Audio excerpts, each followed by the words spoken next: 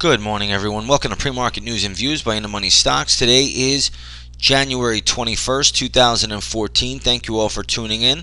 Let's jump right into the charts here. We're going to start off with the usual S&P 500 E-mini futures, and you'll see the futures are trading higher this morning by about 6 3/4 points. So pretty good little pop in the futures this morning ahead of the opening bell. You're getting a pretty good little move higher, really, across the board. And it really came out of Asia last night. Last night you did have some decent activity in the Asian markets. The Shanghai was up. That is mainland China. That was up about almost 1%. I guess that was up about 0.8%.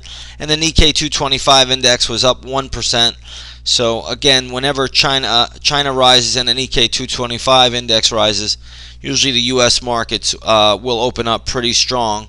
It looks like you had a weaker Japanese yen last night. That keeps the money flow coming into stocks on that carry trade. So again, big institutions are short the Japanese yen, and as long as that yen continues to weaken, they take that leverage capital and they go ahead and buy S&P futures, and that's what you're seeing this morning. So decent little move in the futures market ahead of the opening bell. Now in Europe this morning, European markets are doing fine. German DAX is up about 0.5%. The FTSE 100, remember England can print their own money, they're up about 0.2%. So all in all, the European markets are doing fine, but we have a lot of stocks out here to talk about today. So there's a lot of things in motion. Again, the U.S. markets were closed yesterday for holiday, so today is a Tuesday, and things are resuming once again. But let's start out with Verizon this morning. We'll take a look at VZ. Ticker symbol Verizon for Verizon is VZ. Stock right now is trading at $48.80. It closed at $48.35. Traders want to watch the $49.60 level. There should be a ton of resistance there if the stock can get up there. It got almost to $49.50 this morning.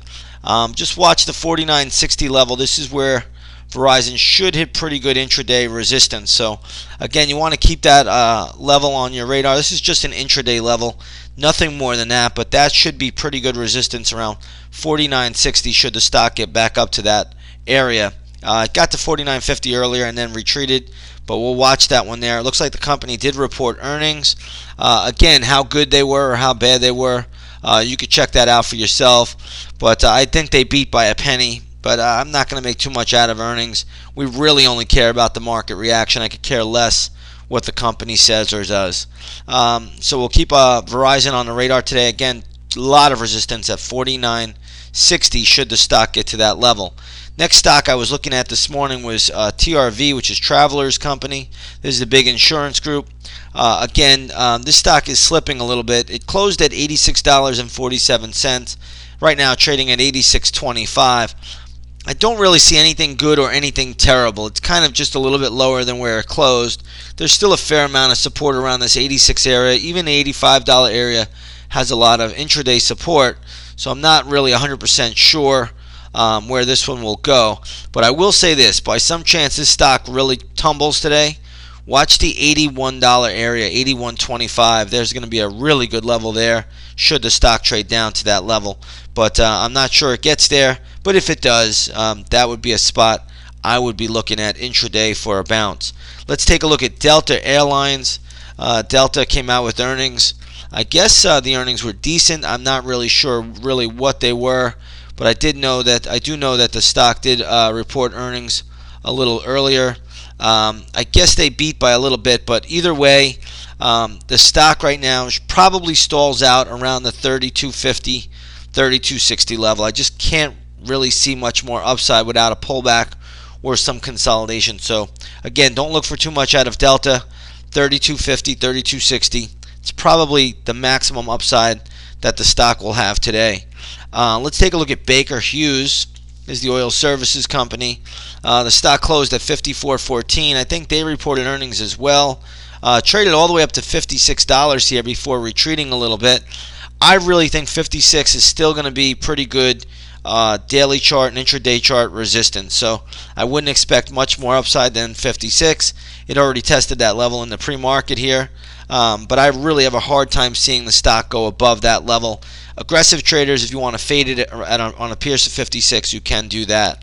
So again, don't look for too much more upside on Baker Hughes today above the 56 level. Let's take a look at FRX, which is Forest Labs. Stock is really having a good day, but again, this stock is too overcooked in my opinion. Now, the all-time high on Forest Labs, you have to go all the way back to 2004, and I believe that was at around, if I'm not mistaken, $78.81. So I mean, that's your big resistance level. The stock is overbought now, but I can't say where it will go. It's too tough to say.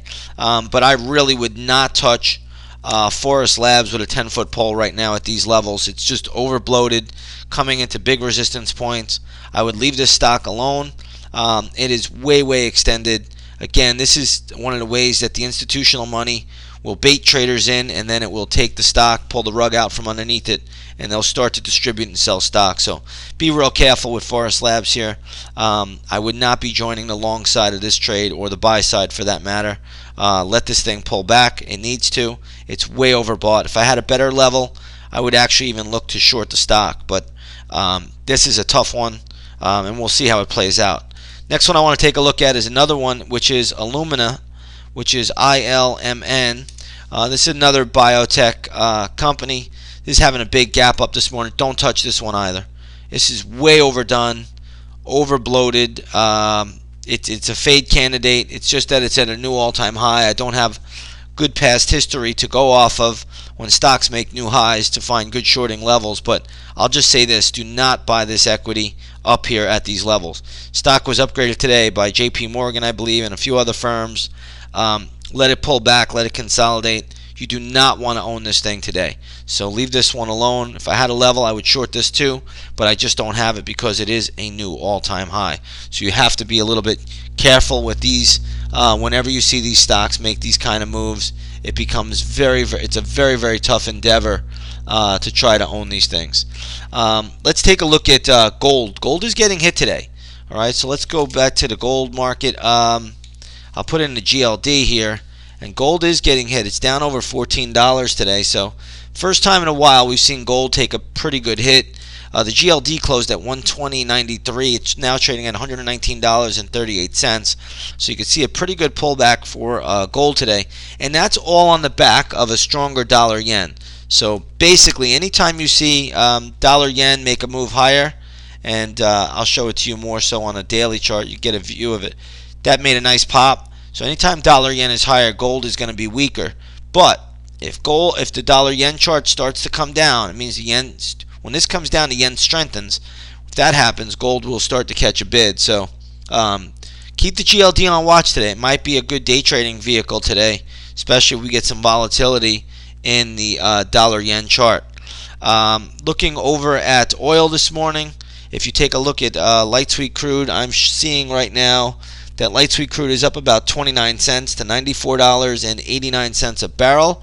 I'm going to go to the USO here, which is a good proxy for light sweet crude, and you'll see that's trading up around $33.88. It closed at $33.69. A little resistance point that I have right now is around $34.15 for the USO. So keep that on your radar. We'll see if it gets there, but around $34.15.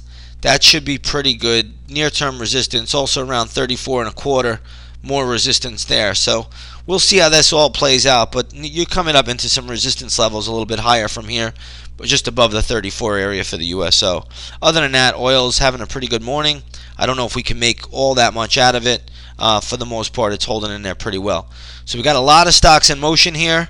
Again, live trading will start in the intraday stock chat room at around 9:25 this morning, so come on over to that. Take a 7-day free trial. There's been plenty of scalp opportunities, especially with earnings season taking place in the morning time. So with that said, everybody, I want to wish you all a great trading day, and we will see you on the charts.